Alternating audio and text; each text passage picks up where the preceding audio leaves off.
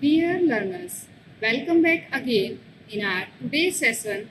So as you can see that our today's topic is infrastructure, human resource and instructional practices. Let's understand about the topic which is infrastructure, human resource and instructional practices. Inclusive education in India involves various elements, including infrastructure, human resource, and instructional practices. अब हम बात करेंगे कि अगर किसी भी विद्यालय में इंक्लूसिव एजुकेशन को सुचारू रूप से लागू करना है, हमें आवश्यक होगा कि हम उसके infrastructure, human resources and instructional practices को बेटर बनाएं, क्योंकि बिना इंफ्रास्ट्रक्चर के इंक्लूसिव एजुकेशन को लागू कर पाना पॉसिबल नहीं होगा। इसी तरह से ह्यूमन रिसोर्सेज, अगर विद्यालय में ट्रेन टीचर्स नहीं होंगे तो इंक्लूसिव एजुकेशन ठीक ढंग से सुचारू रूप से नहीं लागू की जा सकती है। इसी तरह इंस्ट्रक्शनल प्रैक्टिसेस, यहाँ पर इंस्ट्रक्शनल प्रैक्टिसेस से तात्पर्य लर्निंग मटेरियल एवं अन्य रिसोर्सेज से है जो बालक की लर्निंग में हेल्प करते हैं। तो बेसिकली अगर फोकस करना है, अगर इंक्लूसिव एजुकेशन को सुचारू रूप से लागू करना है तो हमें 3 फेजेस पर फोकस करना होगा, जो कि फर्स्ट है इंफ्रास्ट्रक्चर, सेकंड है ह्यूमन रिसोर्स एंड थर्ड है instructional practices. So inclusive education in India involves the various elements, but we have focused on 3 elements, which is infrastructure, human resources and instructional practices. Let's understand one by one. First we will discuss about the infrastructure. Infrastructure से तात्पर्य है कि जो विद्यालय है उसका infrastructure किस प्रकार का होना चाहिए, जो स्कूल है, कॉलेज है, उसमें इंफ्रास्ट्रक्चर किस प्रकार का होना चाहिए। Under the infrastructure we will discuss these points, which is first one is accessible building, second one is learning resources, third one is classroom environment and the last one is transportation. Now next we will discuss these points in detail. The first one is accessible building. जो college की या विद्यालय की जो building होनी चाहिए, जो infrastructure होना चाहिए, जो मेन जो विद्यालय का बिल्डिंग है वो किस प्रकार की होनी चाहिए, एक्सेसिबल होनी चाहिए, जिसको सभी विद्यार्थी एक्सेस कर पाएँ। जैसे मान लीजिए एक बालक, एक विद्यार्थी अगर चलने में असमर्थ है और उसे व्हील चेयर की नीड है तो हमें रैंप बनाना चाहिए, जिससे कि जो बच्चा है वो सुचारू रूप से उपयुक्त ढंग से अपने कक्षा तक पहुंच सके। So schools need to be physically accessible to all the students, including those with disabilities. This includes like ramp walk, elevators and accessible toilets and tactile pathways. Now next one is classroom environment. So classroom environment should be very appropriate with furniture and resources that cater to diverse need. This may include adjustable desks, seating arrangements with facilitate group work and accessible technology. अब next point था हमारा, वो था हमारा classroom environment. Classroom का environment कैसा होना चाहिए। क्लासरूम का एनवायरनमेंट जो है बड़ा अप्रोप्रिएट होना चाहिए, फुली फर्निश्ड होना चाहिए, फर्नीचर जो होना चाहिए एक्सेसिबल होना चाहिए, उचित प्रकार की जो बच्चे की डाइवर्स नीड है उसको फुलफिल कर दे, इस प्रकार का हमारा क्लासरूम एनवायरनमेंट होना चाहिए। एडजस्टेबल डेस्क होनी चाहिए, सीटिंग अरेंजमेंट प्रॉपर होना चाहिए, सभी विद्यार्थी अपनी शिक्षा उचित ढंग से पूर्ण रूप से ग्रहण कर सके बिना किसी भेदभाव के। नेक्स्ट आता है लर्निंग रिसोर्सेज। लर्निंग रिसोर्सेज से तात्पर्य है कि जो बच्चा सीखेगा वो रिसोर्सेज कहाँ से आएंगे, किस प्रकार के रिसोर्सेज होंगे. So this like a learning material such as a braille लिपि, braille books, large print books, audio visual aids and assistive technology is very important in inclusive classroom setting. Schools need a libraries and resource rooms that support an inclusive education. हमें विद्यालय में सभी प्रकार के जो learning materials हैं, जैसे आपका ब्रेल लिपि बुक हो गई, प्रिंट बुक हो गई, और ऑडियो विजुअल एड्स हो है, और असिस्टिव टेक्नोलॉजी है, इस प्रकार से लेस होना चाहिए विद्यालय, जिससे कि लर्निंग रिसोर्सेज जब तक नहीं होंगे तब तक शिक्षा पूर्ण रूप से सुचारू रूप से नहीं चल सकती है. नेक्स्ट आता है आपका transportation means safe and accessible transportation for students with disabilities to and from schools is very essential.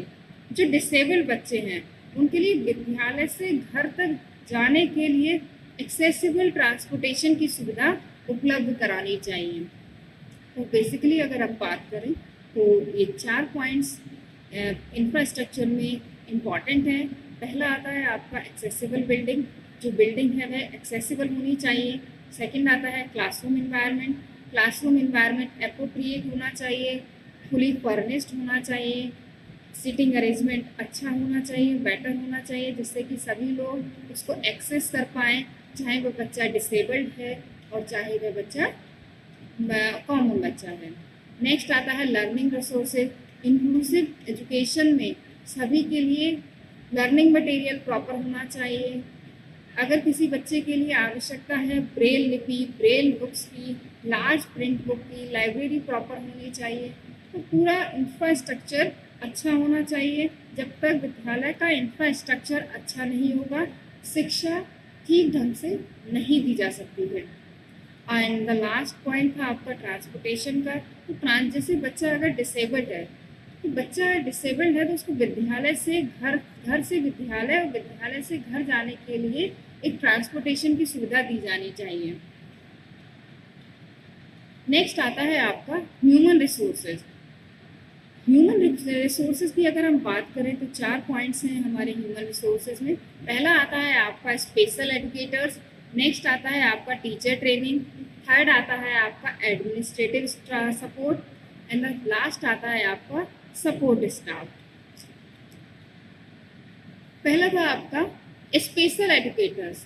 Special educators means जो हम रिक्रूट कर रहे हैं विद्यालय में, जो टीचर्स को रिक्रूट कर रहे हैं वो एक स्पेशल एजुकेटर्स के लिए भी रिक्रूट करना चाहिए, जो ट्रेन होना चाहिए, जिनके लिए जो बच्चा आ रहा है, डिसेबल्ड बच्चा आ रहा है, किस प्रकार की उसकी नीड है, वो उस नीड को फुलफिल कर सकें. So recruitment and training of special educators who can address the diverse need of the students with disabilities. Next आता है आपका टीचर ट्रेनिंग. समय समय पर वर्कशॉप, ट्रेनिंग, सेमिनार्स कंडक्ट कराने चाहिए, जिससे कि जो टीचर्स हैं वो समझ सकें इंक्लूसिव एजुकेशन की शिक्षा के लिए, उसकी बच्चे जो डिसेबल्ड बच्चे हैं उनकी नीड के लिए, और वे उचित प्रकार से शिक्षा दे सकें. So regular training programs should be conducted for general educators on an inclusive teaching strategies and understanding the diverse learning needs. This includes a pre-service and in-service training. Next आता है आपको सपोर्ट स्टाफ. सपोर्ट स्टाफ की बात करें तो जैसे such as a counsellor, speech therapist, occupational therapist and physiotherapist. हमारे लिए जो इंक्लूसिव एजुकेशन संस्थान हैं, स्कूल्स हैं, विद्यालय हैं, उनमें सपोर्ट स्टाफ को भी रिक्रूट करना चाहिए. जैसे काउंसलर है, कभी कभी समय समय पे हमें काउंसलिंग की नीड पड़ती है, बच्चे के लिए काउंसलिंग की नीड होती है कि हम बच्चे की काउंसलिंग कर पाएँ. अगर बच्चा किसी समस्या से ग्रसित है, बच्चे के अंदर अगर खुद को लेकर हीन भावना है, स्वयं को लेकर अगर वो हीन भावना रखता है, तो काउंसलर की नीड होती है. नेक्स्ट आता है आपका स्पीच थेरेपिस्ट. अगर आवश्यकता है तो स्पीच थेरेपिस्ट और ऑक्यूपेशनल थेरेपिस्ट और फिजियोथेरेपिस्ट की व्यवस्था होनी चाहिए. एज ए सपोर्टिंग स्टाफ हमें इनको रिक्रूट करना चाहिए. नेक्स्ट आता है आपका administrative support. So school leaders and administrators should be trained in inclusive practices and policies to support teachers and students।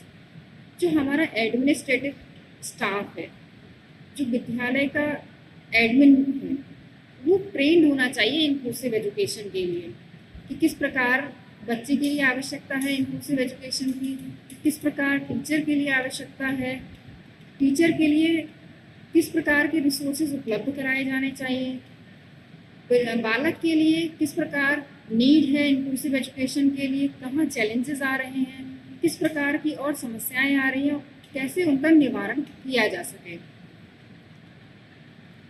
Now next and the last elements is instructional practices. Instructional practices की अगर हम बात करें तो पहला आता है आपका universal design for learning, it's called UDL। Second आता है आपका डिफ्रेंशिएटेड इंस्ट्रक्शंस। थर्ड आता है आपका इंडिविजुअलाइज्ड एजुकेशन प्लान। नेक्स्ट आता है आपका कोलैबोरेटिव टीचिंग और नेक्स्ट है आपका inclusive curriculum and the last is assessment practices. बात करते हैं हम पहला universal design for learning UDL। Implementing a UDL principles to provide the multiple means of representation, expression and engagement to cater the diverse learners। जो UDL है universal design for learning, वो implement किया जाना चाहिए इंक्लूसिव एजुकेशन संस्थान में। Next आता है आपका डिफ्रेंशिएटेड इंस्ट्रक्शंस।